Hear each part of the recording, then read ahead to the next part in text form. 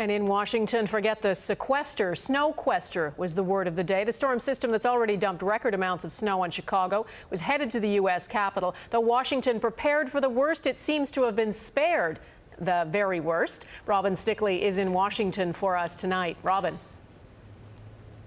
Donna, interesting timing. A tourist walked by about a minute ago and said, "Is it a national holiday in D.C.?" So gives you an idea. It is absolutely a ghost town here. Now, we were warned that we could see one of the biggest snowfalls to hit the area in years, and that is what kept hundreds of thousands of workers at home today. Schools were closed.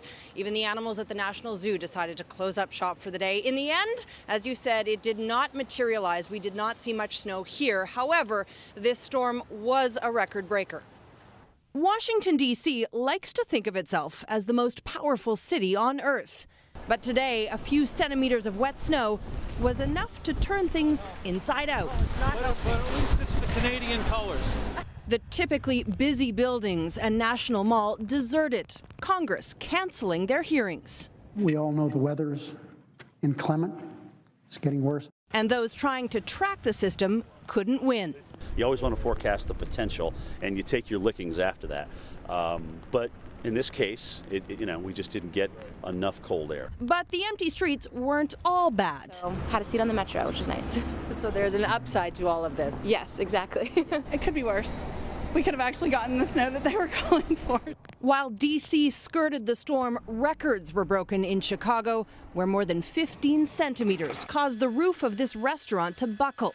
And a suburban school bus left the road this morning, plowing into an apartment building. A snow globe landscape for the mid-Atlantic states. In West Virginia, thousands are without power tonight. They are digging out from 30 centimeters, with more on the way. Snow's very heavy. It's like mashed potatoes. In Ohio, another dangerous day navigating slick highways. I lost control of my truck, jackknifed it twice in two different directions. Air travel wasn't any easier. Since Sunday, more than 3,000 flights have been canceled. I was rescheduled and rerouted yesterday about 3 times. Stranded overnight by the storm, this couple is heading for sunny Mexico. He's going to play poker. I'm going to lie in the sand and read a book. And I'm going to have a pina colada every hour on the hour.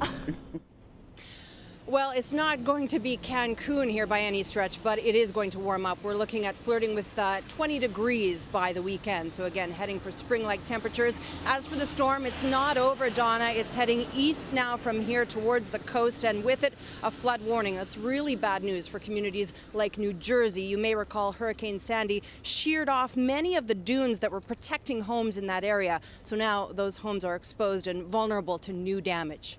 Donna.